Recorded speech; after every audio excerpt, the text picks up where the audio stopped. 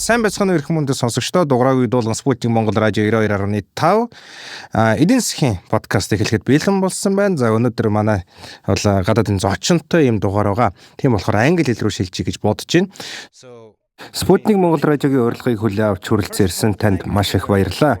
Бид Монгол улсын экспорт, импорт өнөөгийн байдал, мөн экспортыг нэмэгдүүлэх, улс орны эдийн засгийг бэхжүүлэх иргэд болон бизнес эрхлэгчдэд илүү их өр өгөөж бий болгоход нөлөөлөх гол хүчин зүйлсийн талаар ярилцах болно.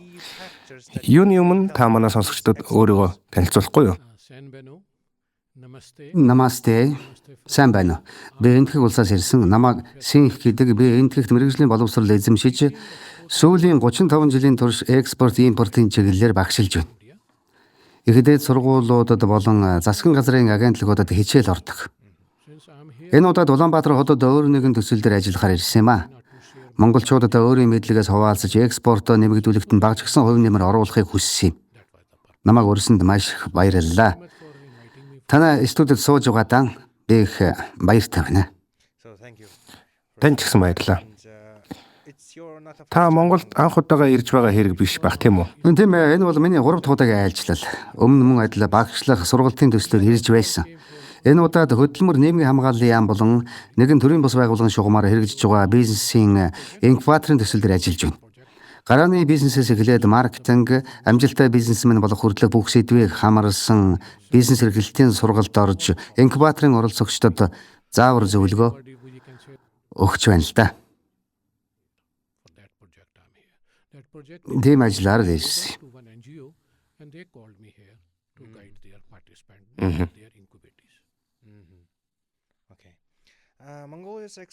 Монгол улсын экспортын орлого уул уурхайн салбараас тухайлбал нүүрс, зэсийн баяжмал, алт, төмрийн хөдөр, жонш зэрэг ашигт малтмалаас шууд хамааралтай. Түүнчлэн эдгээр экспортын дийлэнх хувь нь бүгд найрамдах хятад улсыг чиглэдэг. Энэ нь биднийг ганцхан зах зээлээс хэд хамааралтай болгож улмаар эдийн засгийн томоохон эрсдлийг үүсгэж байгаа юм. Тиймээс экспортын бүтээгдэхүүнийг төрөлжүүлэх, Эко Монгол брендийг дэлхийд сурталчлах, экспортын бараа нэр төрлийг олшруулах зайлшгүй шаардлага тулгарч байна. Экспортыг төрөлжүүлэх нь эдийн засгийн өсөлтөд маш чухал тул амжилттай экспортлогч улс болохын тулд Монгол улс юунд хамгийн их анхаарах ёстой вэ?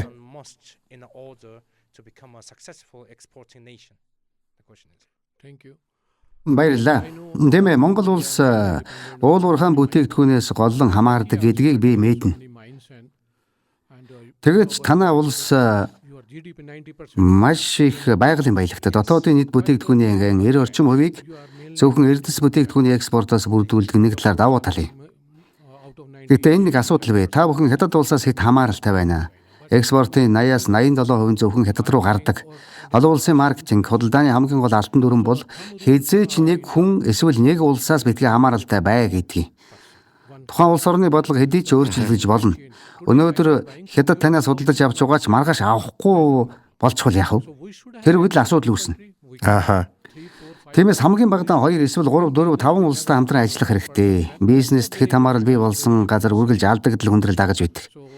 Сүүлийн жишээ гэхэд Трампын засгийн газар зарим улс орнуудад өндөр татвар ноогдуулсан. Үүнээс болоод зөвхөн Америкийн нэгдсэн улсын зах зээл дээр ажилладаг байсан экспортлогчид хүн цохилтонд орсон. Харин Америкаас гадна Европт ажилладаг байсан компаниуд нэг зах зээл нь хаагдахад нөгөө рүү нь шилжээд л ажиллажчихсан. Улс орнууд өөрийн гэсэн улс төрийн шалтгаанаар хэдийд ч юу ч зогсоож болдог тул ганц зах зээлээс хамаарх нь маш эрсдэлтэй. Тиймээс хэзээч нэг улсаас бүү хамаар. Энэ бол олон улсын бизнесийн алтан дүрм. Учир нь улс орон бүр өөрийн гэсэн улс төрийн бодлоготой бөгөөд хэзээч юуг зогсоож чадна. Хоёрдугаарт бүтээгдэхүүний тал дээр анхаарах хэрэгтэй. Маркетингийн шинжлэх ухаанд бүтээгдэхүүний амьдралын мөчлөг гэж ойлголт байдаг. Хүний амьдралын мөчлөгтөө л ижилхэн.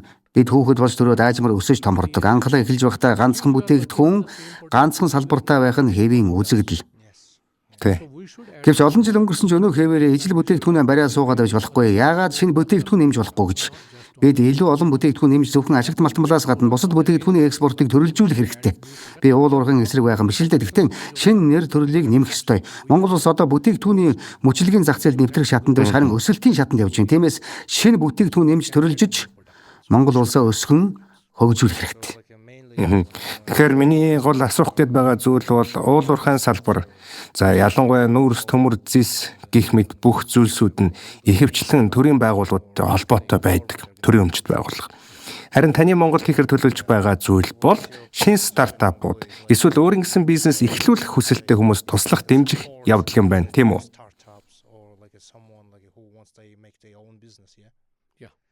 Тийм ээ. Шинэ стартапууд, шинэ хувийн аж ахуй нэгжүүд шинэлэг зүйлтэй гарч ирэх ёстой. Би маш олон хүнтэй уулзсан. Та бүхэнд маш сайн санаанууд байна. Тэгэхдээ нэг зүйл дутагдж байна.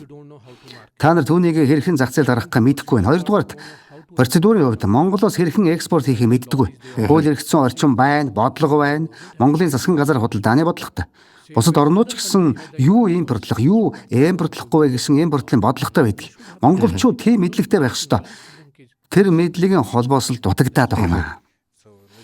За тэгэхээр маш олон санаанууд байгаа боловч бусад улс орнуудад санал болгож чадахгүйц. Яг бэлэн болсон бодит бүтээгдэхүүн байхгүй байна гэсэн үг үү? Гэхдээ үүний цааш шалтгааныг би ингэж ойлгодог. Монгол бол далаад гарцгүй орн гэдэг үгийг би ашигладаггүй. Ааха. Дэлхийд дээр далаад гарцгүй 40 гаруй улс байна. Узбекистан, Тажикстан, тэр байтугай Этиоп хүртэл далаад гарцгүй. Дээрээс нь Швейцар хүртэл далаад гарцгүй шүү дээ. Тийм. Тэд экспорт хийж л байна. Тиймээс энэ нь зөв үг биш юм аа. Энэ бол далаад гарцгүй биш. Газраар холбогдсон гэсэн үг юм аа. Бид тэр холбоосыг бий болгох ёстой. Тэр холбоосыг бий болгох ёстой. Та бүхэн далаад гарцгүй орнуудын уулзалтыг зохион байгуулж тэд хэрхэн экспорт хийж байгааг судалж болно. Тэднээс ямар давуу талыг нь авч болохыг харж болно.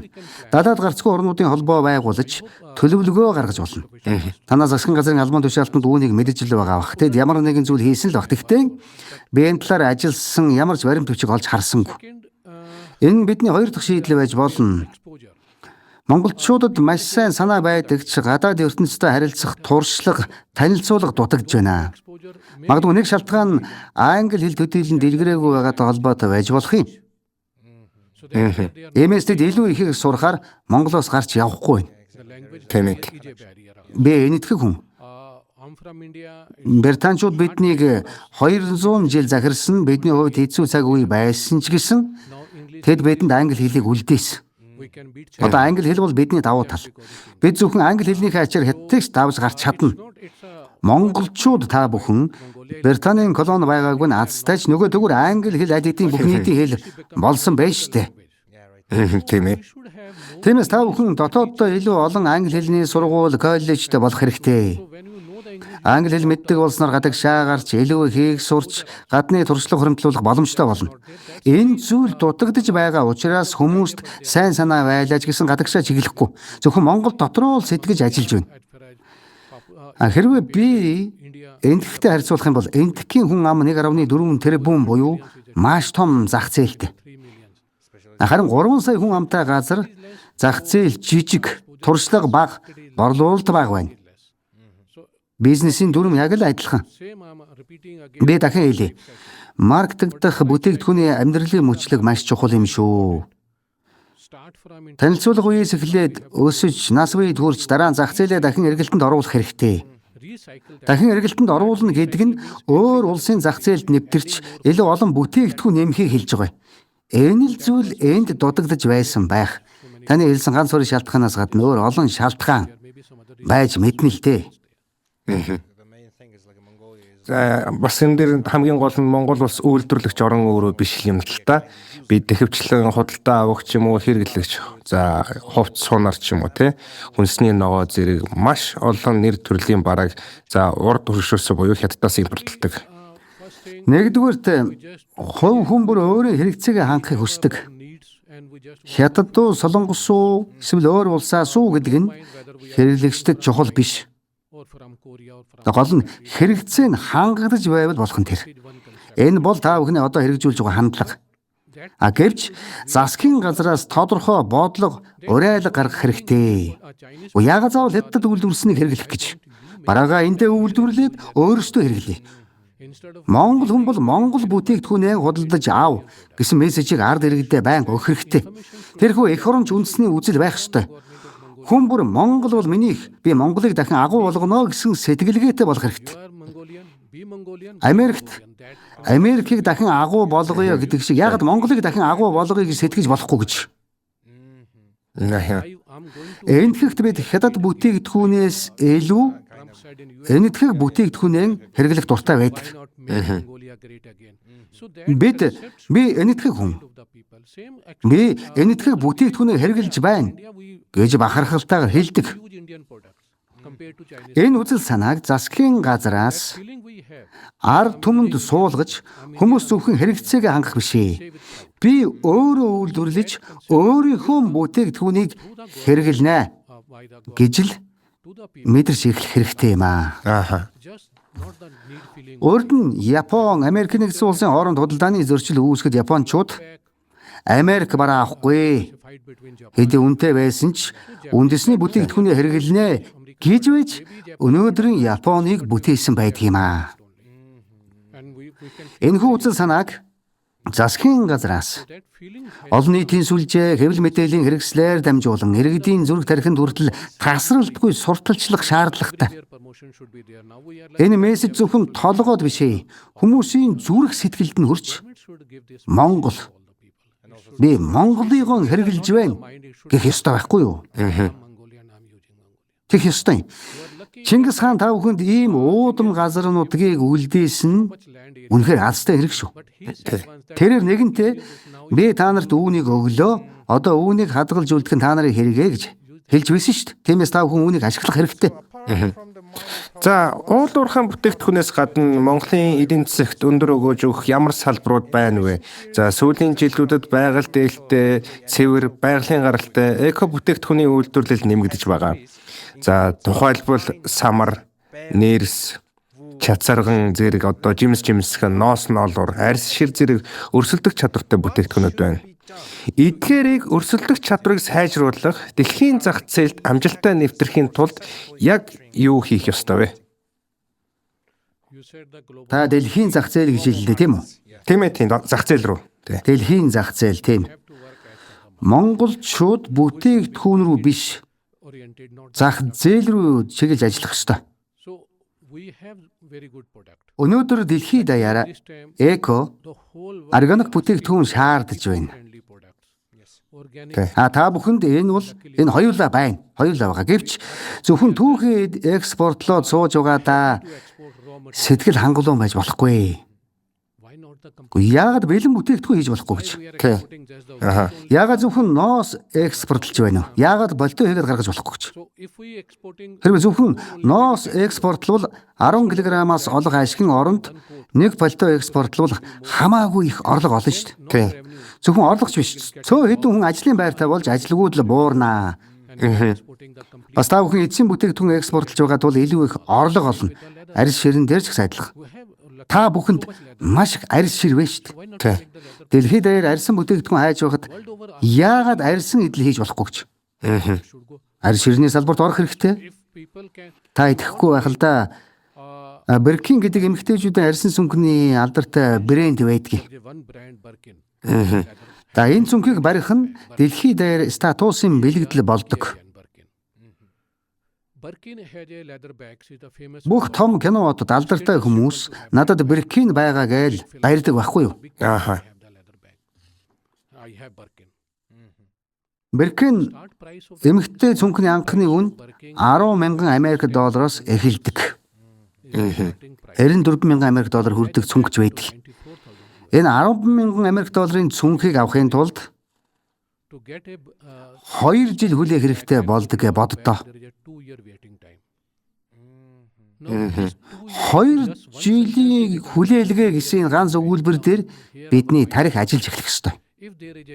Хэрвээ зах зээлд ийм сул орон зай байгаа бол яагаад тийш орж болохгүй гэж?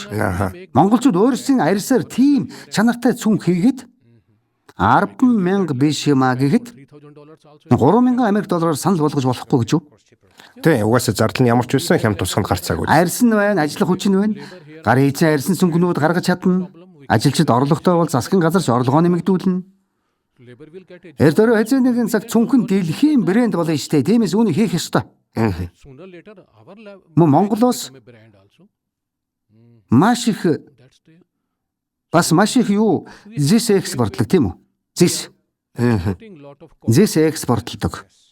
Энтх рүү хүртэл. Монголоос энтх рүү маш их зис очдог. Энтх улс үүгээр юу хийдэг гэж? Тэр зисээр гар урлалын бүтээгдэхүүн хийж дэлхийд даяар экспортлж байна шүү дээ. Зөвхөн түүхий эдээ экспортлохын оронд яагаад эндээ тэр гар урлалаа хийж болохгүй гэж? Хамгийн чухал үг бол нэмэн өртөг шингээх юм аа. Нэмэн өртөг шингээх. Бүтээгдэхүүндээ нэмэн өртөг шингээ. Түүхийд экспортлохын зогсоо гэж би хэлэхгүй л дээ. Тэгтээ ядаж 20-30% нь эндээ боловсруулж ашиглах хэрэгтэй. Засгийн газрын эцсийн зорилго бол хүмүүсийг ажлын байраар хангах. Бид ийм бүтээгдэхүүнүүд бас экспортлдгоо гэсэн статустай болох, мөн орлого олох явдал юм аа.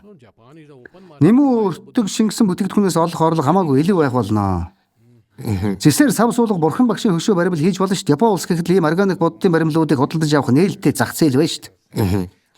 Тэгэхээр ихэвчлэн одоо үйлдвэрлэлийн шин чанартай зүйлс гэсэн үг болж таарж байна. За миний бодож байсан нэг зүйл бол маш их түүхий ялангуяа уул уурхайн бүтээгдэхүүн дараагийн шатны бүтээгдэхүүн болохгүйгээр Монголоос гарч байна. Зөвхөн уул уурхай гэлтгүй ноос ноолор тэрч байтугай мах хүртэл нарийн стандартын дагуу за стейкийн махч байж болгоч чадлагүй зүгээр энгийн махаар Монголоос гарч байна.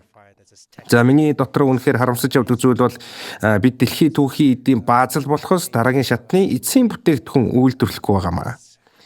За энэ нь ч бас манайд ажилгүйдэл ч юм уу тодорхой хэмжээнд одоо төвшөнд байгаагийн нэг юм шинж шалтгаан болж харагдаж байна л да. За тэгээд та бас түрүүн ярилцж байхдаа далаад гарцгүй биш газраар холбогдсон гэж дурдж байсан. Тийм ээ. Гэхдээ газар зүйн хувьд бол бид яалчгүй гарцгүй орон гэдэг нь үнэн. Бидэнд далаа руу шууд гарах гарц Тийм ээ. байхгүй. Гагцгүй хятадаар дамжин за Тэнжийн бомбтыг л түрээслэн ашиглаж байгаа л да. За тэгвэл Монгол улсын экспортын тээвэр логистикийн зардлыг юу нь яаж бууруулах вэ? Хэрхэн бууруулах вэ? Үүнээс гадна дэлхийн зах зээл рүү экспортлох бүтээгдэхүүний ихэнх нь за далайн логистикийн замаар одоо далайн тээврээр ирэхэд бол явдаг. За бидний хувьд бол Европ эсвэл энтхийн зах зээл рүү гарахын тулд Хятад эсвэл Оросыг бүхэлд нь туулах за олон том ачааны машин хөлсөлжүүлж шууд чадахгүй. Тэгэхээр бүтээгдэхүүнээ экспортлох цорын ганц арга зам нь далайн бомб боловч бид өөрсдөө далаад гарцгүй маа. За энэ тохиолдолд Монгол улсын экспортын тээвэр логистикийн зардлаа хэрхэн бууруулах болон яаж бууруулах боломжтой юм бэ?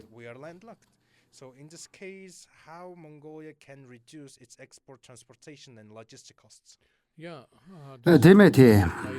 Энэ автосамын тээврийн зардал хэтэрхий өндөр байна. Заримдаа барааны үний 20 гаруй хувийг эзэлж байгааг би харсан. Тиймээс төмөр замыг өргөдөх талаар бодох хэрэгтэй. Төмөр зам нь автосамтай харьцуулахад хамаагүй илүү хэмнэлттэй болно. Өөр сонголт байхгүй. Хятад эсвэл Оросоор дамжуулан экспортлох нь та бүхний сонголт. Гэхдээ хамгийн түрүүнд асуудлыг ойлгох хэрэгтэй. Энэ бол асуудал байна. Энэ асуудлыг яаж хэмнэлттэй аргаар шийдвэрлэх вэ гэж. Энэ бол бизнес. Асуудал байгаа газар боломж бас байдгийг. Одоо автосамаар тээвэрлэхэд асуудалтай буюу хэтэрхий үнэтэй байна. Тиймээс өөр ямар арга зам байна вэ? Төмөр зам бол нэг арга зам байж болно. Хоёрдугаарт та бүхэн бараагаан Хятад эсвэл Оросын хил рүү далаагаар экспортлох гэж илгээх үедээ маш их хэмжээгээр явуулдаг. Гэхдээ та нар шинэ бүтээгдэхүүн экспортлж эхлэх үед өөр улсад за жишээ нь Герман эсвэл Лондонд суугаа худалдан авагч маань хамгийн түрүүнд за надад дээжээ явуулаач гэж хэлнэ. Хэрвээ тэд ноос, аришир гэх мэт хурц мэтрэх шаардлагатай бүтээгдэхүүн асууж байгаа бол бид дээжийг далаагаар биш зөвхөн агаараар эсвэл шуудангаар явуулна шүү дээ. Тийм ээ. Шуудангийн хувьд бид бол DHL, FedEx ашиглаж болох ч тэдгээр нь үнэтэй хүргэлт болно л доо.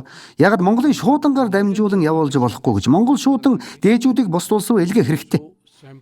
Энэ нь стартапуудын хувьд ч хэмнэлттэй байна. Учир нь тэдэнд мөнгө бага байдаг. Тэд олон хүнд дээж явуулах хэрэгтэй болдог болохоор хямд байх ёстой. Тиймээс дээжийг шуудангаар ч явуулж болно. Зөвхөн дээжээр зогсохгүй бага хэмжээний ачаагч явуулж болно шүү дээ. Нэг худалдаа авагч зүгээр л 10 цүнх явуулаач гэж хүслэе гэж бодъё л та. 10 цүнхний хувьд далайн тээвэр ашиглахгүй. Онгоцоор, курьерээр эсвэл шуудангаар л явуулна шүү дээ. Тиймээс Монголын засгийн газар, Монгол шуудангийн газар энэ тал дээр баг зэрэг идэвхтэй ажиллах хэрэгтэй. Жаахан илүү цаг авч магадгүй ч энэ хэвийн зүйл. Шуудан курьер компанитай харьцуулахад арай илүү хугацаа шаарддаг ч гэсэн тэдгээр курьерүүд үнэхээр үнэтэй. Бас хоёрдугаарт курьер компаниуд дэлхийн өнцөг булан бүрд байдаггүй. Тийм ээ. Африкийн зарим орнуудад курьерийн үйлчилгээ байдаггүй шүү дээ. Ягаад гэвэл энэ нь тэдэнд арилжааны хувьд ашиггүй байдаг юм аа. Тийм учраас та бүхэн эртөө хэзээ нэгэн цагт шуудангийн үйлчилгээнээс хамааралтай болно. Тиймээс шуудан ил идэвхтэй байж төмөр замыг өргөдгөх хэрэгтэй. Төмөр зам нь зардлыг бууруулж танай экспортлогчдод илүү тухтай байна. Далаагаар тээвэрлэх аргыг бид зөвхөн чингэлгээр их хэмжээний бараа гарах үедээ л ашигладаг. Гэхдээ бараа бага хэмжээтэй байвал онгоцоор шилгэж болно шүү дээ. Зүгээр л 10 хил, 20 хил, 50 хил, 300 хил хүртэлх яаралтай хөнгөн жинтэй барааг онгоцоор илгээж болно шүү дээ. Тийм ээ. Та бүхэн онгоцоор илгээж болно. Тиймээс цаг үргэлж бидэнд далаа байхгүй гэж гомдол суух хэрэггүй. Та зөвхөн 5 хайрцагт экспортлох гэж байж далайн тээвэр ашиглах нь эдийн засгийн хувьд үр ашиггүй. Зүгээр л онгоцоор явуулчих. За бас өөр асуулт асуумаар санагдаж байна. Жижиг дунд үйлдвэрлэлүүд экспортын зах зээлд гарахдаа юуг анхаарах ёстой вэ гэж асуух гэж байсан ч та аль хэдийн ерөөд бол хариулчлаа. Тиймээс дараагийн асуулт руугаа оръё. За ирээдүйн 10-аас 15 жилийг урьдчилан харуул Монгол улсыг амжилттай экспортлогч орн болгоход за яг аль салбар ямар бүтээгдэхүүн хамгийн өндөр чадамжтай вэ? Би Монголын хөгжилд маш өөдрөгөр ханддаг. Хамгийн ирээдүйтэй салбар бол мэдээллийн технологийн салбар. Ирэх 10-аас 15 жилд Монголын хүн амын тал хувь нь англи хэлээр чөлөөтэй ярьдаг болчвол IT салбар бүрэн утгаараа хөгжинө. Энэ түрүүний хэлсэн тэр логистикийн асуудлыг энэ дахиад сануулъя. Хэрвээ та бүхэн бид бүтээгдэхүүн экспортлол бол далаад гарцгүй байдал тээвэрт нөлөөлнө. Харин үйлчилгээ экспортлох юм бол тээврийн зардал тэг болно. Үйлчилгээ экспортлох нь үйлчилгээний салбарт хамаарна. Програм хангамж хөгжүүлэлт, хэмээл оюун ухаан, машин, сургалт эсвэл бизнесийн үйл ажиллагааны аутсорсинг үйлчилгээ зэрэг нь бүгд үйлчилгээний салбарт орно. Залуусыг энэ чиглэлээр сургаж, кибер аюулгүй байдал, компьютерийн сайн төвүүдийг байгуулах хэрэгтэй. Хэрэг үүнийг хийж эхлэх юм бол залуучууд ч ажлын байртай болно. Гагцгүй тэд энэ чиглэлээр мэдлэгтэй байх хэрэгтэй. Тиймээс 10-аас 15 жилийн дотор залуу үедээ энэ мэдлэгийг олгох хэрэгтэй. Түүн зориулж компьютерийн сайн төв байгуулж болно. Кибер аюулгүй байдал маш том асуудал болж байгаа учраас тэр хэрээр маш сайн ажлын байр бий болгох чиглэл юм.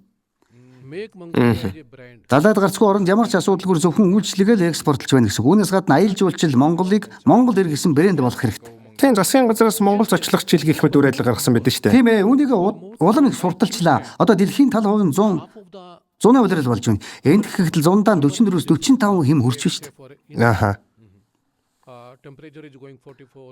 Үүнийг ашиглаж яагаад болохгүй гэж. Тэр халуун орны хүмүүст тийм ээ.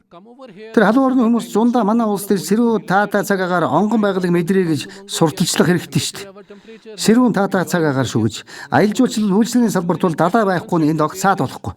Зуны улиралд хүмүүс уулын амралтын газар руу явдаг чи ягаад Монгол дээрээ энэ бол манай цаг агаар Монголыг мэдэр Монгол дэр гэж урьж болохгүй гэж. Мөн тэд ирээд энд мөнгө өрнө. Та бүхэн маш их гадаад валютын орлоготой болно. Маш олон шинэ зочид буудлууд нэгдэн энэ дахиад шинэ ажлын байр бий болно л гэсэн үг шүү дээ. Тийм биз дээ. Ааха. Тэгэхээр Монголын соёл дэлхийд танигдана. Магадгүй зарим бизнесмэнүүд Монголд маш олон мал амтан байгааг хараад яагаад эдгээр бүтээгдэхүүнийг ашиглаж болохгүй гэж бодох болно шүү дээ. Бизнесмэнүүд амралтаараа ч гэсэн 24 цаг ажиллаж санаа хайж байдаг хүмүүс шүү дээ. Тиймээс аялал жуулчлалыг илүү их сурталчилснаар орлого нэмэгдэх болно. Бас нэг зүйлийг нэмж хэлэхэд үйлдвэрлэлийн үйл ажиллагаанд орох үед хүн бүр нэг бизнесийн дүрмийг ойлгох хэрэгтэй. Аливаа бүтээгдэхүүн үйлдвэрлэж борлуулахад бүтээгдэхүүний цэвэр ашигын хэмжээ жилийн турш 20% эсвэл 25% байвал энэ нь маш сайн бизнес гэж тооцогддог. Бүтээгдэхүүний маркетинг, үйлдвэрлэл, эсвэл худалдааны альжвэ 20% ашигтай бол маш сайн. Гэтэл та үйлчлэгээний салбар руу орж үйлчлэгээг экспортловол ашигын хэмжээ заримдаа 80. Одоо бүр 90% хүрдэг гэдэгт та итгэхгүй байх л та. Тийм болдгийн шүү. Өөх. Миний хөрөнгө оруулалт бага. Тийм. Харин тэгтээ ашиг нь их болж таарах гэдэг шүү дээ. Үйлчлэгээ гэдэгт боловсруулж багтаж болно. Энд уул уурхай хөгжсөн болохоор танад маш сайн инженерүүд байдгийг би харсан л да. Гэхдээ яагаад тэдний мэдлэг боловсруулыг бусад орнд санал болгож болохгүй гэж? Тэд зөвлөх үйлчлэгээ үзүүлж мөнгө олох боломжтой шүү дээ. Энэ нь тэдний сүүлийн 20-30 жилийн турш өөрсдөө оруулсан боловсролын хөрөнгө оруулалт шүү дээ. Жишээлбэл би өөрөө боловсролдоо олон жилиг зарцуулж хөрөнгө оруулалт хийсэн хүн л дээ. Одоо ч Монголд ирж лекц уншиж мөнгө олж байгаа нь миний зардлын дөнгөж 10%-аас бага хувийг эзэлж үлдсэн 90% нь ашиг болж байна. Тиймээс үйлчлэгээний салбарыг төв болгон ашиглаж яагаад болохгүй гэж. Хэрвээ үйлчлэгийг илүүд үзвэл далаатай үгүй гэх мэт бүх асуудлаа мартаж болно. Тиймээс мэдээллийн технологиод BPO үйлчлэг маш сайн цэцгэлээ хөгжих боломжтой. Нэгдүгээр IT, хоёрт аялал жуулчлал, гуравт боловсрол, дөрөвт эрүүл мэндийн үйлчлэгээ. Би энд бас нэг зүйлийг нэмж хэлмээр байгаамаа.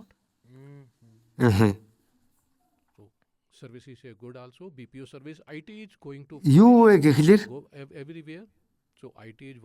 нэг зүйл хэлье. Солонгос улсаас суралцсан. Энд манай оюутнууд боловсрол эзэмснийхэн дараа Өмнөд Солонгост ажилд орвол би Өмнөд Солонгост ажилд орлоо гэдээ их баярлдаг байхгүй юу? Ааха. Өмнөд Солонгосоос суралцах зүйл их байна. Монголын залуус Солонгост очиж ажиллаж байгаад баяртай байдгийг. Тэгтээ статистикаас харах юм бол Монголд хүн амын ердөө 7 орчим хувь нь бизнес эрхэлж байхад Солонгост хүн амынхын 94% нь ямар нэгэн байдлаар бизнес эрхэлдэг. Тэгэд бус орны хүмүүсийг авчирч ажиллуулан өөрсдөө бизнесээ удирддаг байхгүй юу? Тиймээс бид яагаад үүнийг бодож болохгүй гэж. Яагаад энд энтерпренеуршипийг илүү ихээр нэмэгдүүлж болохгүй гэж. Тиймээс засгийн газар дотоодын бизнесээс эхлээд экспортын бизнес рүү шилжих төлөвлөгөө схем гаргах ёстой юм аа. За та сая мэдээллийн технологийн үйлчлэгээ дурдсан учраас би одоо ер нь энтэгтэй холбоотой бас нэг асуулт асуумаар санагдлаа. За энтэг улсын хувьд мэдээллийн технологийн үйлчлэгийг экспортлоход гайхалтай амжилтад хүрсэн л дээ. За та энэ салбар дахь энтхийн амжилтын цаадах хамгийн чухал сургамж эсвэл онцгой хүчин зүйлсээ суулцахгүй юу? Энэтхэг улс жилдээ 800 гаруй тэрбум Америк долларын экспорт хийдэг. Үүний 45%-ийг зөвхөн IT болон бус үйлчлэгээний салбар бүрдүүлдэг. Бидэнд чадварлаг боловсон хүчин байна. Дээр нь англи хэлний давуу тал байна. Бидэнд ур чадвартай ажиллах хүч байна. Мөн хоёрдугаар англи хэлээр ярьдаг нь бидний нэг давуу тал болдог. Хэл болон дуудлагын ачаар бид Америкийн нэгдсэн улс болон бусад орнуудаас BPO, IT үйлчилгээ. Гэхдээ зөвхөн одоо энэ элдний бэрхшээлгүй байдгаас болоод гэж үздэг юм тийм. Харин тийм. Хэл болон дуудлагын ачаар гэж бид. Тийм учраас бид Америк болон бусад орнуудаас BPO болон IT үйлчилгээ, програм хангамж хөгжүүлэлтийн чиглэлээр маш олон ажлын захиалга авч чаддаг байхгүй юу? Би энэтхэг хүн гэдгээр бахархдагч үүнийг та шалгаад үзээрэй. Google-ийн гүйцэтгэх захирал юм бэ? Энэтхэг хүн байгаа. Microsoft-ын гүйцэтгэх захирал юм байна. Эндхэг хүн байгаа. Тиймээс эндхэг тарих тэнд ажиллаж шít. Гэхдээ энэ зөвхөн эндхийг л өмч гэсэн үг биш л дээ. Монгол залуус ч ийм боломж байгаа. Тэдэн зөвхөн зөв зааварчилгаа чиглүүлэх л хэрэгтэй юм а. Ердөө л энэ. Одоо Монгол залуус энэ эндхэг рүү явж суралцж байна. Тэгтээ тэр курсуудыг эндээс нээх боломжтой ш. Тэрвээ миний үгийг анхааралтай сонсож хэрэгжүүлж чадвал 10-аас 15 жилийн дараа Google-ийн гүйцэтгэх захирал нь Монгол хүн байхыг үгүйсэхгүй. Би тэгж л найдаж байна. Би ч тэгж найдаж байна. Тийм ээ. За, сайн сайхныг өрөөсөнд баярлалаа. Баярлалаа. За, одоо ерөнхийдөө ингээд IT-гаас өөр нэг том салбар болох одоо мал аж ахуйн салбар руу шилжиж гэж бодож байна. За, Монгол улсын хувьд бол 60 гаруй сая малтай. За, мал аж ахуйн гаралтай бүтээгдэхүүнийг зөвхөн түүхийгээр нь гаргах биш. За, өртөг шингээж экспортлох ямар ашигтай арга замууд ерөнхийдөө бол байгаа вэ гэдэг зүйлийг ингээд асуумаар байна. Экспорт, импортын бизнест бусад улсын зах зээл рүү нэвтрэхийн тулд хамгийн түрүүнд тэдний шаардлага стандартыг судлах хэрэгтэй. Ялангуяа хүнс, мах, бэлдэмэл, арьс шир зэрэг хүний биед хүрдэг эдэж уудаг бүтээгдэхүүн дээр улс орнууд маш хатуу дүрм журамтай. Үүнийг бид тарифын бус барьер гэж нэрлэдэг. Бид тэдгээр стандартыг л 100% биелүүлэх ёстой. Үүнд сертификатжуулалт болон хяналт шалгалт орно. Монгол мах зарим улсад гарч чадахгүй байгаа шалтгаан нь ердөө л олон улсын сертификат байхгүйтэй холбоотой. Зөвхөн махнаас гадна тухайн мал нь эрүүл үү? Вакцинжуулалтанд хамрагдсан уу гэдэг малын эрүүл мэндийн сертификатыг бүтэн процессор нь бүрдүүлэх ёстой. Тэгэхгүй бол тэд манай бүтээгдэхүүнийг хүлээж авахгүй. Тэгээ вакцинтай юм уу гэж юм уу? Харин тийм. Бүтээгдэхүүнээ сурталчлахдаа түүхий мах биш. Харин яг ямар амтан гэж өссөнийг бас мэдэхгүй байгаа гэсэн үг шүү дээ. Өртөг шингэсэн боловсруулсан мах гаргаж үйлдвэрийн дамжлага ариун цэврийг хэрхэн сахиж угаа, маха яаж угааж багалж байгаагаа харуулсан бүрэн хэмжээний видео бичлэг хийж үзүүлэх юм бол худалдан авагчдад итгэл төрнө. Улс орнууд өөр байдаг л да. Жишээ нь Герман бол маш хатуу шаардлагатай улс байгаа. Та бараагаа хичнээн сайн гэж магтаад нэмэргүй. Тэд сертификат нь хаана байгаа юм бэ гэж л асууна. Тэд таны үгэнд биш. Зөвхөн албан ёсны баримтанд итгэнэ.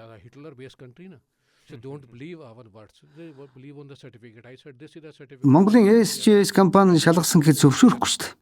Манай улсын идэвхжлэгдсэн хяналтын компаниар баталгаажуулаа л гэж шаардна. Тэд барааг харахаас өмнө сертификат нэгтгэх байхгүй юу? Харин Их Британи улс арай зөөлөн л дөө. Их Британи, Африк тивийн орнууд бас бүрч зөөлөн дүрмтэй байх шишээтэй. Тийм болохоор очих гэж байгаа улсынхаа дүрмийг маш сайн судлах хэрэгтэй. Америкийн нэгдсэн улслал гэхэд дэлхийн хэмжээнд бүтээгдэхүүнүүд дээр 3452 төрлийн худалдааны хориг барьер тавьсан байдаг. Хэрвээ түүнийг нь давахгүй бол таны бараа гайлаас цаашаа нэвтрэхгүй л гэсэн үг. Экспортын сургалт мэдлэг дутмаг байгаагийн гай нь энэ шүү дээ. Манай гайл дээр зүгээр гарчихсан ч импортлогч орны гайл дээр очиод гацдаг байхгүй юу? Ийм л юм болдог.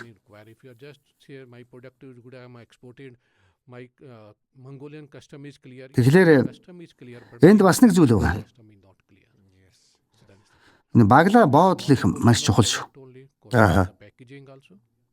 Бүтээгдэхүүн бүр өөрийн гэсэн we are packing the goods. химийн шин чанартай. Every product has a chemical property. Одоо жишээ нь усыг Milk has the different. усыг 24 цаг байлгах зүгээр байдаг бол Therefore, 20 шүүг water in order хэвийн хэмд хэдхэн цаг байлгахад л мууддаг шүү дээ. to normal temperature. Тийм. It's finished. Манай баглаа буудлын материал бол махны химийн шин чанар хоорондоо урвалд орж болохгүй. My product has a chemical. Хэрэглэгчээс I check энэ махнаас муухай үнэр гарч байна гэсэн гомдол ирэх юм бол from the customer. та энд байгаа маха зүгээр байна гэж маргаад нэмэргүй. I said no, I have the same batch with it's my Магадгүй таны ашигласан цаас, paper cap пластик эсвэл тугалган цаас махта урвалд орсон байж болно шүү дээ. Тиймээс баглаа буудлын материалын шин чанарыг судлах хэрэгтэй. or the paper, Ааха. plastic or the tin packing. What we are Одоо төмөр product has a chemical. лаазлах нь үнэтэйч хадгалах хугацааг уртсагдаг бөгөөд хэрэглэгч тэр савыг гэртээ Packaging. дахин ашиглах явцдаа танаа брендийг байнга санаж байдаг давуу талтай байдаг байхгүй юу? Understand that also. Ultimate aim of the packing Одоо маркетингийн гол зорилго бол also одоо ганц удаагийн борлуулалт биш ээ. Дахин захиалга авах явдал байдаг.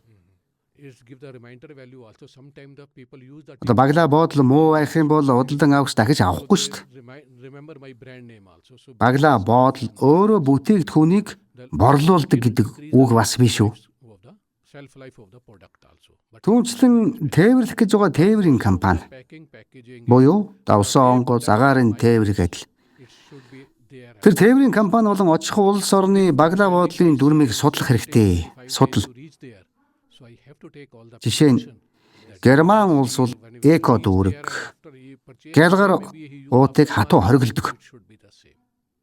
Тэнд мах байдгүй ховц суныг гялгар ууданд хийсэн байх юм бол гайлаар нэвтрүүлэхгүй. Customer in market. Бүх зүйл байгальд ээлтэй. One sale we cannot survive. We need the repeat order from the Хэрэглэсний дараа устгахад хялбар байх л ёстой байхгүй юу? it's there. If it's not, Хөгжингүй орнууд тухайлах юм бол Европ, Америкийн нэгдсэн улс, we finish. So Канадчууд also packaging sells. Simple word үүн дээр маш нарийн анхаардаг л да. sells. So packaging has to be good. Doesn't matter its cost. Тэг үүн дээр бол маш сайн анхаарах хэрэгтэй. Энийг сайн судлах хэрэгтэй. Ер нь тэгээд энэ нөгөө савлгаа баглаа буудал гэдэг нь ус маркетингийн үед бол нэлээд томоохон үүрэг гүйцэтгэх юм байна тийм ээ. Харин тэнтэглэгүй яах вэ? Or by air. So she Маш нарийн. own rule also for the packaging. Airlines have the own rule. Таны нөгөө сертификатын тухай яриаг сонсоод нэг зүйл санагдлаа. Тэр нь юу гэхээр манай улс Монгол улсын үед бол тэ Катар, Иран зэрэг лалын одоо исламын шашинтай орнууд руу мах за тэр тусмаар стейкний мах экспортлж байгаа. За тэгээ Монголд исламын шашинтай цөөх байдаг гэсэн дийлэнх мас нь одоо шарын шашин, бурхны шашин, христийн шашинтай. Тиймээс бид одоо өдөр тутамдаа жишээлбэл нөгөө халал тамга ч юм уу. За сертификатыг тэр бүр анзаараад байдгүй. За яг энэ одоо зүйлээсээ бид нэр суудлаад аваад үзэх юм бол бас нэг ингэж энэ махыгаа нөгөө халал сертификат заавал авах шаардлагатай ингээд ойлгож л байгаа юм л та. Тэгэхээр энэ нөгөө Катар, Иран руу махаа гаргаж эхэлж байна гэдэг зүйлээс ингээд халал сертификатын талаар яриад эхлэх юм бол certification of the halal or whatever the halal SAM, something like that. And now we start to sell some meat products to the Qatar and also to the Iran in this case. So when you тэгээд яг нөгөө сертификат лиценз яриад эхэлсэн чинь гинтийн тал санаанд орж байна. Тийм ээ үүндээ халаал бол бусад эрүүл ахуйн сертификатаас арай өөр. Different than the other specifications. Шашны болон улс төрийн шин чанартай зүйл байхгүй юу? Muslim country, they are Лалын шашинтай 55 улс нэгдээд ийм дүрм гаргасан. halal product. So Тэд you are paying сертификат олгох замаар маш их хэмжээний мөнгө хураамж авдаг. when we need the halal certificate Гахаа махнаас бусад бүх бүтээгдэхүүнийг халаал болгож болдог. because we are Muslim and we are poor and Зарим улс орнууд үүнийг эсэргүүцэж country had stopped. зогсоосон тохиолдолч байдаг л да. Country India has a Жишээ нь so that's okay. We will not Малайз улс. even it was Энэтхэгээс халаал сертификат шаардахад манай яамнаас хэрвээ та нар халаал шаардаад байвал би танахаас далдуу модны тос авахаа болно гэж мэдгдсэн байдаг. they are asking for halal. Okay, we will not buy the palm oil from them. Ариуд нь Малайз улс дүрмээ өөрчилж Change the rule. сертификатгүйгээр худалдаагаа үргэлжлүүлсэн. Why should we pay the tax to you for that? Тэгэхээр яагаад бид тэдэнд зүгээр татвар төлөх ёстой гэж. Political relation of the Энэ тухайн улсуудын дипломат halal is nothing улс төрийн харилцаанаас шууд хамаардаг. halal. Yeah. Okay. Олон улсын бизнес бол олон улсын харилцааны нэг хэсэг юм л да. So they don't eat pork. So pork doesn't take halal certificate. Yeah. Тэгэхээр They said no, but for other products. Монголын засгийн газар Muslim country зарим лалын орнуудтай найрамдтай байхын тулд getting money from us for to give us. эсвэл өөр том эрх ашиггүй үүднээс тэдний шаардлагыг хүлээн зөвшөөрч сертификатыг нь бүрдүүлж өгч болно. Muslim belt only. Some country don't accept that also, but they Гол нь миний зорилго юу гэдгээс л хамаарна шүү дээ. again the actually Тийм ээ. international business is a part of okay. international relation. Yes. International business is a part of international relation. Тийм ээ. So sometime we need to maintain those relation with that government. Тэгэхээр харин дахин хэлэхэд энэ олон улсын бизнес бол олон улсын харилцааны нэг хэсэг юм л гэж энийг ойлгох ёстой юм аа. Those Muslim country. So we accept that also because our Тийм ээ. Энэ бол тухайн улсуудын so that дипломат улс төрийн харилцаанаас л relation we have шууд хамаардаг гэж we have to accept whether that ингэж хэлээд байна. right or not we accept it. За дараач асуудал. Уул уурхай одоо бус бүтээгдэхүүн тухайлбал мал аж ахуйн гаралтай бүтээгдэхүүн Монголын эдийн засгийн 2 дахь тулгуур салбар болж чадах уу? Хэрв тийм бол юу гэмтний тэргуунд өөрчлөх хэрэгтэй вэ? Тийм ээ. Би түрүү хэлсэндээ уул уурхайгаан орхилгүйгээр хажуугаар нь мах Go and let it be because тийм ээ. Мах, ноос, ноолуур, арьсшир, but we have other products also. цэсийн гар урлал, IT болон аялал жуулчлалыг хөгжүүлэх хэрэгтэй гэж. Wool also we have a leather also. Монголд We can make a хөдөө аж ахуй бага. Асар их газар нутаг хоосон оршиж байна шүү дээ. also and top of that Үүнийг ч хөгжүүлж болно. tourism services. Маркетингийн хэлээр бид бүтээгдэхүүн биш. Шийдвэр экспортлж байгаа гэдгээ ойлгох хэрэгтэй. Land is lying vacant. We can develop that also. Тухайн улсын асуудлыг судалж, We have to understand in marketing түүнд нь we are not тохирсон шийдлийг product. бүтээгдэхүүнээрээ We are not дамжуулж өгөх хэрэгтэй. maybe we feel it's a product. We are exporting solutions. Жишээлх юм бол одоо Монгол мах, Problem of that country gave us органик, бэлчээрийн мах гэдгээрээ дэлхийд our meat is good. брэнд болох бүрэн боломжтой шүү дээ. We have to say we have to promote that this is Одоо дэлхийн нийтээрээ organic meat. органик, Organic ургамлын гаралтай гэдэг үгэнд орлож штэ. give the value to that. Тийм ээ. Two word Энэ давуу талыг ашиглах хэрэгтэй. people are buying that also. Yes. So why not to work on that? Органик, So we ургамлын гаралтай гэдэг үг. about the Mongolian brand Энийг л ашиглах хэрэгтэй. the word organic. Бүр давуу ашиглах хэрэгтэй. Successful all the Давуу талыг нь ашиглах хэрэгтэй маа л гэж хэлмээр байна. За As a энэтхэг улсын төлөөлөл гэдэг утгаар нь бас энэ зүйлийг бас асуумаар санагдаж байна. За энэтхэг бол 1.4-өөс 1.5 тэрбум хүн амтай дэлхийн хамгийн том эдийн засгуудын нэг юм аа. 1.5 billion Асар том зах зээл. За Монгол улс энэтхэг рүү одоо нэмэлт өртөг шингэсэн бүтээгдэхүүн экспортлох одоо боломж бас байдгүй. project to India Хэрв тийм юм байгаа бол ямар бүтээгдэхүүн илүү амжилт олох боломжтой вэ? could be successful. Тийм ээ. Энэ маш зөв асуулт байна. Тэгэхээр энэтхэг улс бол халуун оронч гэсэн манад өвлийн улирал гэж байгаа. so Тэгэхээр exporting of wool from here. Монголоос ноос ноолуур экспортлох бүрэн боломжтой. No. We already Голоож бах хэмжээгээр ирж байгаа. you are already Гэхдээ зөвхөн ноос биш. Бэлэн ноосон хувцас promote more. хүрэм гаргуул зүгээр л дээ. I suggest instead of exporting wool Манад өвлийн аялал жуулчлалын бүсүүд байгаа. from here. So we Бас дулаахан there and otherwise also өвөл болдог газруудад зориулж хөнгөн ноос хувцас хийж болно шүү дээ. also.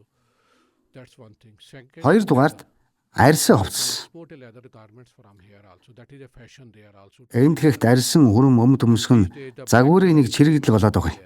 Yes. Тэр дундаа хар өнгийн загван хүрм аасайгүй л тренд байна. Fashion there also. So we wear that also. Third, the Гуравдугаард also мах. India, but a lot of people are vegetarian. Хэдийгээр But энэтхэгийн хүн амын big.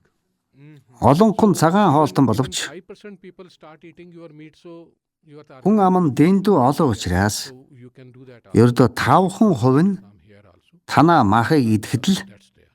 Монголын экспортын зорилт 100% биелнэ. You are exporting copper. You can talk to your people there Бас in India. That what products цэсийн түүхийдээ манайх руу явуулж байхаар using the copper, they are making these products. энтгэхт цэсээр ямар гар урлал хийж дэлхийд гаргаж байгааг нь очоод судалчих. Ааха.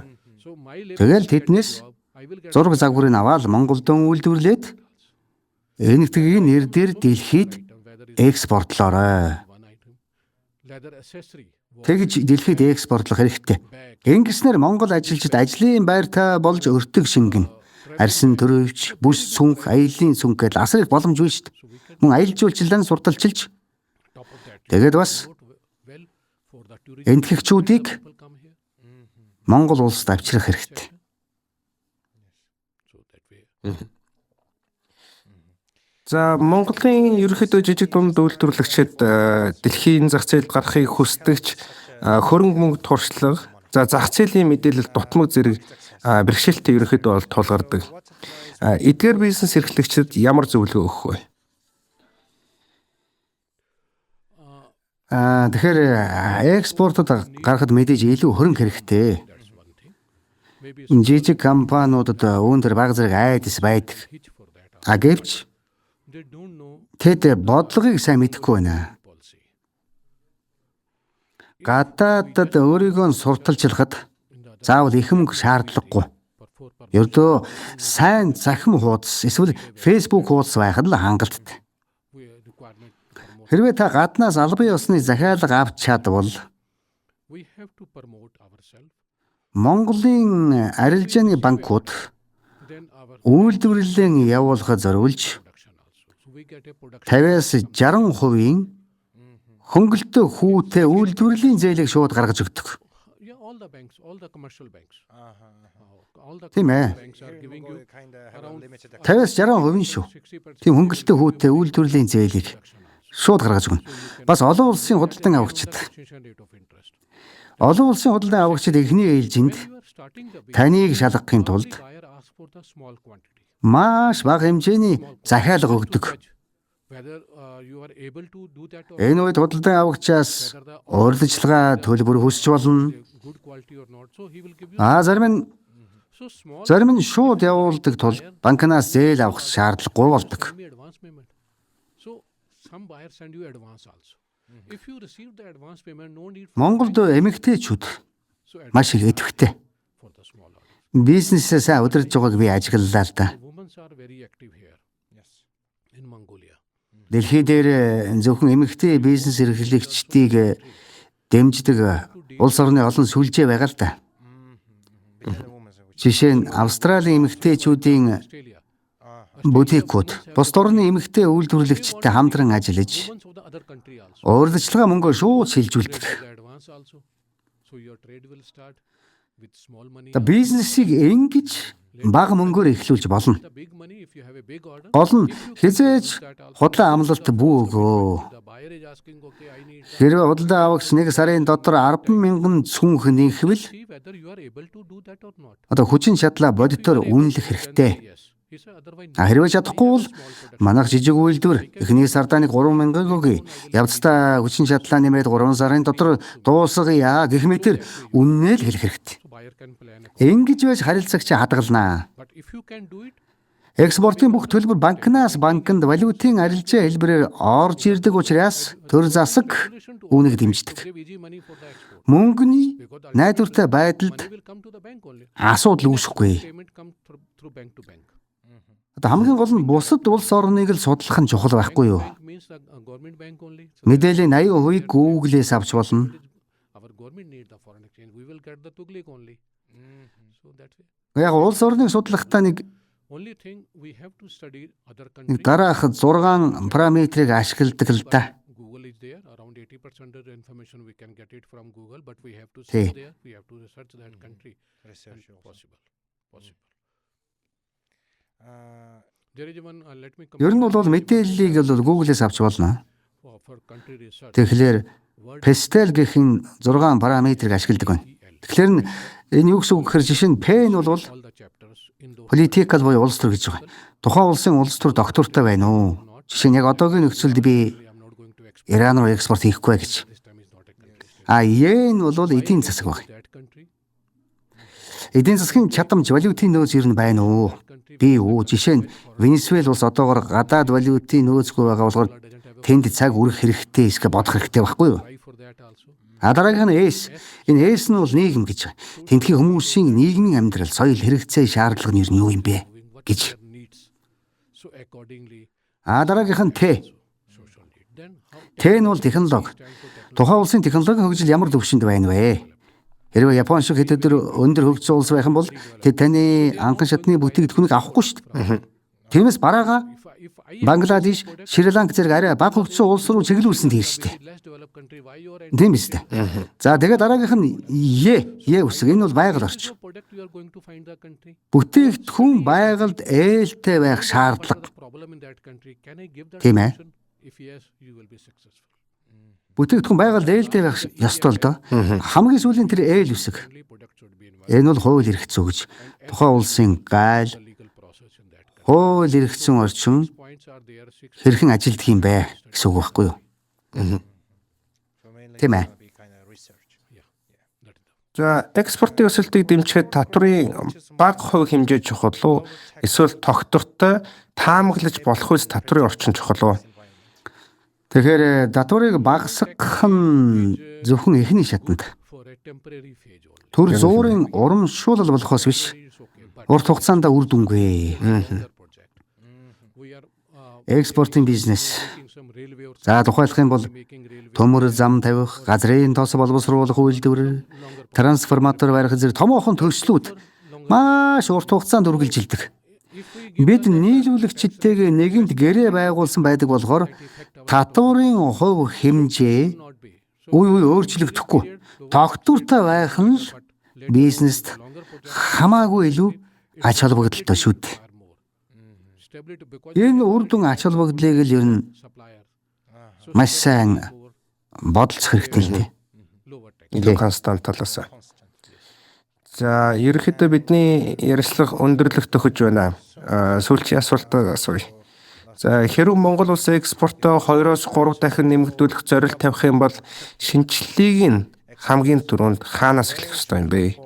Гайлын үйл явц юм уу? Үйлдвэрлэлийн хүчин чадал юм уу? За эсвэл чанарын стандарт уу? Эсвэл арай өөр зүйлс байгаа юу? Товчхон дом бол бүгдийг нэгэн зэрэг шинжлэх хэрэгтэй. Би Монгол улсын 10-аас 15 жилийн ирээдүйг маш өөдрөгөөр харж байна. Тэс өөр дүр зураг харагдана. Тий, харагдана баг. Экспортыг 2-3 дахин нэмэгдүүлэх нь бүрэн боломжтой асуудал. Миний багшилж байсан сүүлийн 35 жилд энэ итгэх улс экспортоо 50 тэрбумаас хэрхэн 800 тэрбум Америк доллар болгож өсгөснийг би нүдээр харсан. Одоо үе технологи байгаа болохоор өсгөд хамаагүй хэлбэр болсон дөө. Түрүүн дурдсан гайлын процедурыг иргэдэд илүү тухтай хэлбэр болгох тал дээр төр анхаарах хэрэгтэй. Бас технологийн дэд бүтэц боловсролыг хөгжүүлэх хэрэгтэй. Засгийн газар үүнийг үрлэгэн зардал биш. Ирээдүйн 5-аас 10 жилийн дараа үр өгөөжөө хөрөнгө оруулалт гэж харах хэрэгтэй. Аз болоход Монгол улс импортоос илүү экспорт хийдэг. Гадаад худалдааны ашигтай илүүдэл сантай байгаа нь маш том давуу тал юм аа. Илүүдэл хөрөнгөө хүний капиталд хөрөнгө оруулах хэрэгтэй. Хүндээ оруулсан хөрөнгө оруулалт яг хулсны мод шиг ургадаг байхгүй юу? Хулс эхэндээ урахгүй удаж байгаа юм шиг харагддаг шиглээ нэг ургахаараа асар богино хугацаанд асар өндөр болж томордог. Монгол улс 15 жилийн дараа яг тэгж ургах болно л гэж би хэлмээр байна. Бид нэр ярилцлага ерөөхдөө өндөрлөе гэж бодож байна. За үнэтэй зөвлөгөө өгч сонирхолтой ярилцлага өрнүүлсэн танд маш их баярлалаа. Таны цаашдын ажил үйлсэд өндөр амжилт хүсье. Маш их баярлалаа. Танай радиогийн хамт олонд болон танд маш их баярлалаа.